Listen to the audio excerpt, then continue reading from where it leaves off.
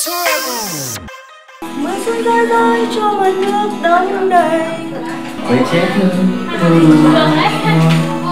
Bầy chim hót liễu lo khu vườn. Hy vọng anh vẫn giữ riêng anh, chờ đánh rơi phút nào. Mà hát thì nếu không mình được ôm hộp. Thế nên là chị nghĩ là nếu mà em có bài khác thì ok hơn. Nên giữ ngát hương cho ngày sau em luôn. Nghe trong mưa đêm mùa xuân, Với cánh hoa đào bỗng như cười báo tin mùa xuân về.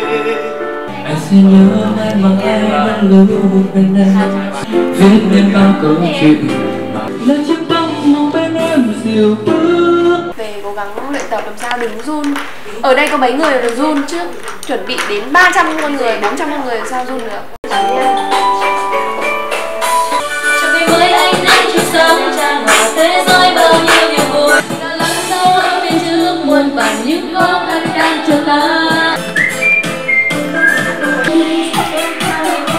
Xuân mang tình yêu đất.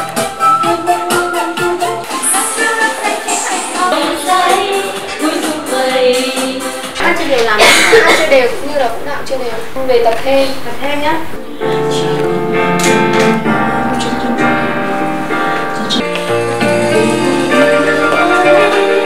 Bạn có cảm thấy hồi hộp không? có chút hồi hộp. Giáo từ năm 2 học đại học, em tự học.